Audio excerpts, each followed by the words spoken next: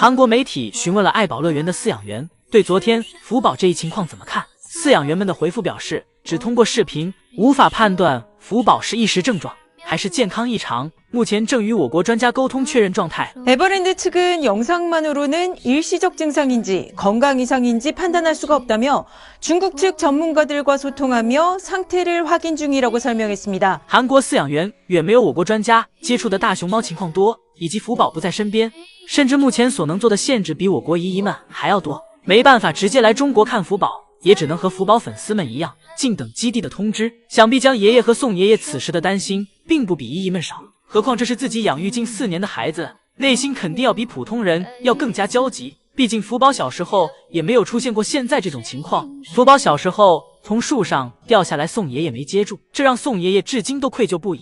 福宝小时候被雷声吓得四处逃窜，江爷爷更是直接留宿在园区，彻夜陪伴福宝，任何一点小事都会高度重视，细心呵护。如今福宝出现这个情况，对江爷爷和宋爷爷来说也只能焦急的等待，同时还要控制好自己焦虑的情绪，照顾好瑞宝、辉宝。不过江爷爷和宋爷爷向来都很相信我国的专家水平，同时也相信我国专家能够处理好福宝这一次的情况。燕乐宝的血压高压是158，低压是84。根据兽医的诊断表示，现在需要担心的是乐宝的最大血压是处于高血压的边缘，所以现在的乐宝需要进行运动和饮食控制。乐宝表示自己也很奇怪，明明自己就只吃竹子，怎么还会高血压呢？那肯定是因为乐宝自从有了爬架后，天天都在睡觉。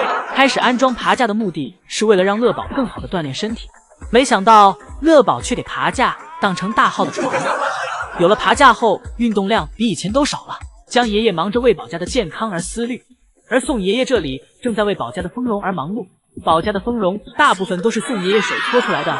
宋爷爷从市场淘来2根一样长的大木头，然后在上面进行了测量、画线、打孔。盛谢阿姨则在旁边为宋爷爷进行辅助，2个人齐心协力，很快就手搓出来了2个实木小躺椅。宋爷爷被问到小躺椅是否符合熊体工程学，本以为老宋头会吹嘘一下，没想到这次老宋头变得坦诚了。아니요, 판체공학적 설계죠. 네. 宋爷爷制作人体工程学的小躺椅时，江爷爷也在仓库里忙碌着什么。这里是爱宝乐园的工具仓，里面什么东西都能找到。江爷爷拿完工具后，来到了乐宝的园区，原来是又来拆乐宝的木架了。为了控制乐宝的血压，让其多运动，江爷爷也是操不完的心。但乐宝出来后，仅用几分钟的时间，就又适应了自己木架的变化和改造。不过这次爬上来也累坏了乐宝，乐宝伸着舌头，喘着粗气。不过也算达到了爷爷想让乐宝做运动的目的。这次乐宝赶紧给自己木架上做上标记，让奶爸不要再动自己的木架了。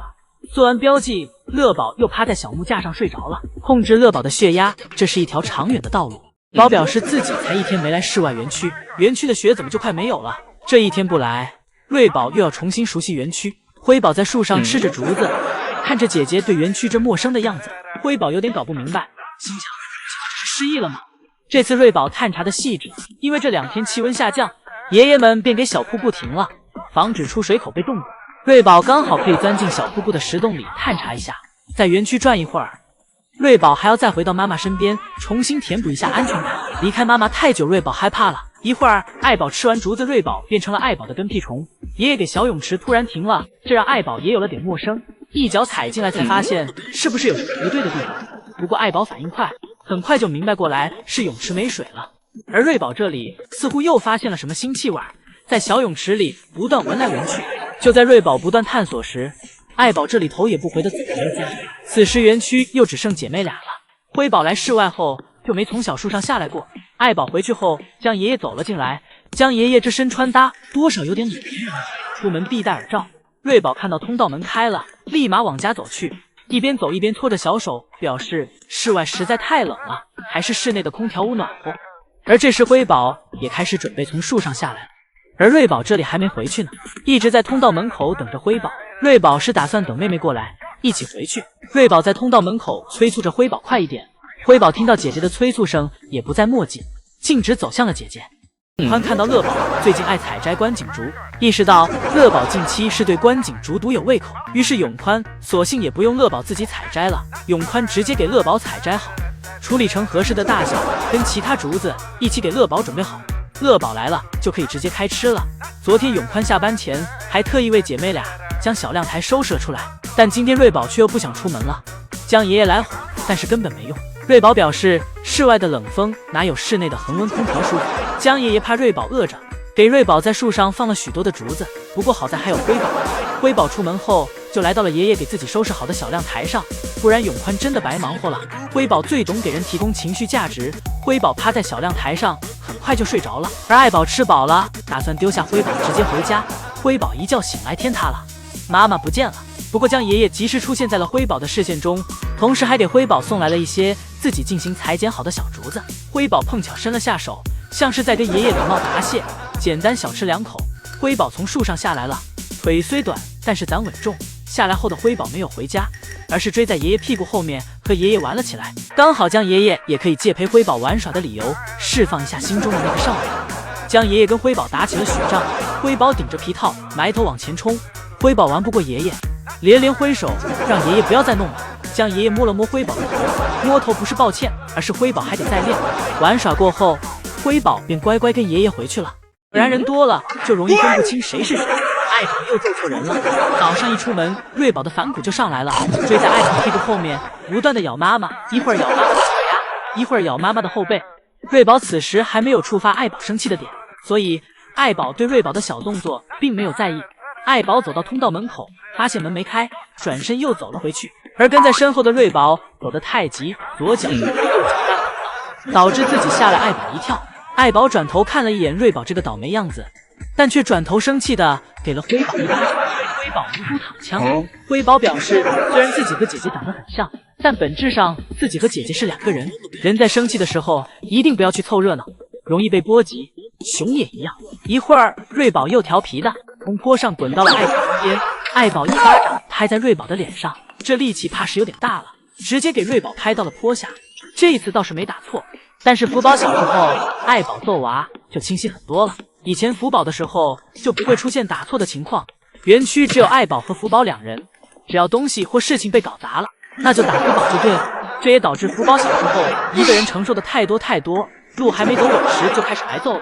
不过爱宝从来没有揍错过，不只是因为福宝是自己不会搞错对象，更是因为福宝小时候每顿揍，姨姨们都能帮他找到原因。人欢喜有人忧，江爷爷今天来上海，开心的与粉丝们见面打招呼，而永宽只能留在韩国照顾宝家。永宽都快要嫉妒坏了，为什么每次都是自己留在韩国？这多亏了江爷爷年轻的时候来中国学过中文，也只怪永宽不懂中文。不过老宋头看上去也并没有太沮丧。江爷爷在和粉丝们见面时，老宋头正在拿着胡萝卜钓。今天中午爱宝和瑞宝都回家了，今天不想回家的成了辉宝。老宋头便拿着小苹果来到园区，有些疑义说老宋头是因为江爷爷自己去中国了，园区又没人管自己了。不过辉宝在看到爷爷手里的小苹果后，又觉得回家也挺好的，于是开始下树。下树的同时，眼睛一直盯着爷爷手里的小苹果，而老宋头就这样拿着小苹果，一点一点吸引着辉宝。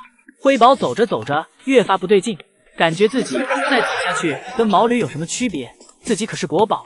辉宝小脑筋一动，转身坐下了，表示爷爷要是不给小苹果直接喂进嘴巴里，自己是不会回去的。